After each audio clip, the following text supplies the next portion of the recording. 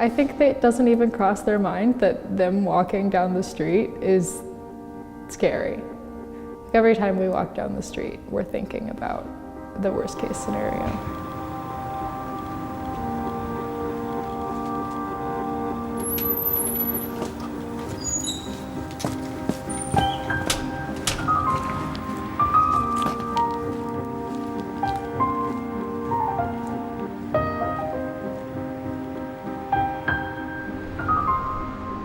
It's the type of thing where you'll be walking for 3 blocks and then you'll realize you've been like sweating and all your muscles are tense and like you literally get this chill, like it's like your heart all of a sudden like stops, but then it goes really, really fast. Like tormenting, teasing, you know, it's like it's constantly there and you can't really figure out how to get rid of it. It's like a feeling that I don't really have as much ownership over my body as much. I think it's also I feel smaller. I don't know, it feels like someone's always watching you, but not watching over you.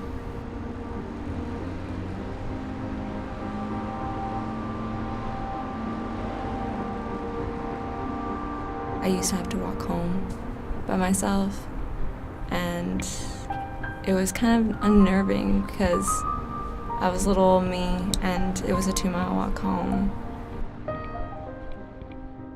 I'm transgender, male to female. I started transitioning over the summer and it's now winter. I got catcalled for the first time like a few months ago, and it's just interesting to me. Like I present as female one day and it's like that's all just a switch to get catcalled. Like it just flips on. Fear almost doesn't describe the extent to which you're sort of made to feel when you're out like in the world.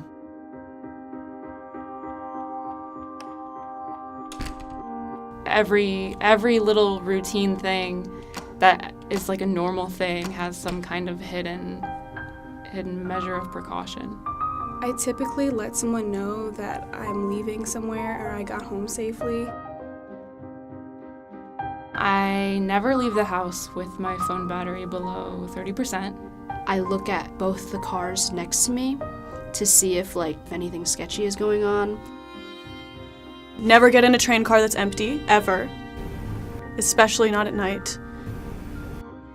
I would get on the subway and always have headphones in, but I would never be listening to music. I want to be aware of what's going on around me, but I also don't want to be invited to be engaged in conversation. I put on a bitch face, and I just send out that vibe, don't approach me, don't talk to me, I'm not friendly, you can't take advantage of me in these situations.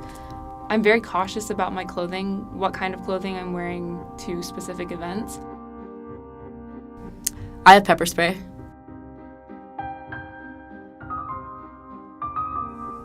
I used to carry around this screwdriver. Whenever I do wear my purse, you hold it in the front, you don't put it on your side or swing it around your back.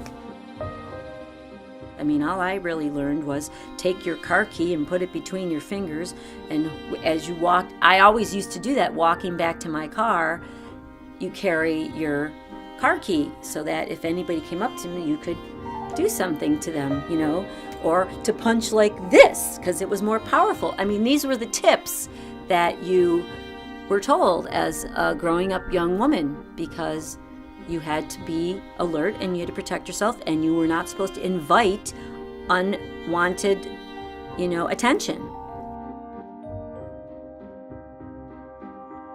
My mom has always said to look angry in a parking lot, because if you're too nice and you're if you're just so naive and you just look so frail, then someone's gonna probably ask you for money or try to take advantage of you.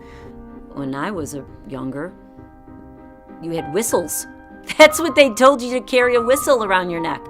And that's what was one of the self-defense things, so that you could blow the whistle and get attention to yourself.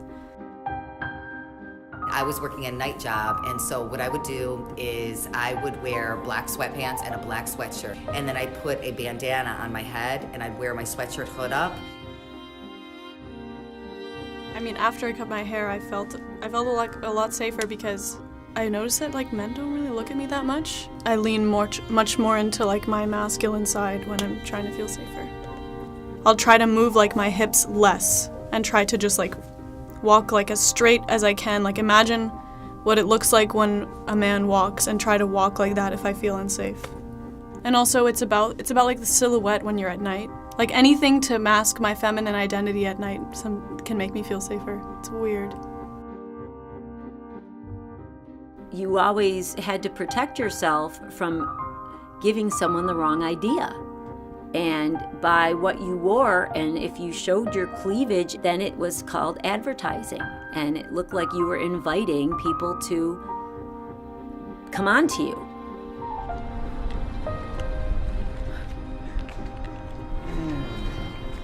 First question is, do you have fear when you walk down the street? No. No.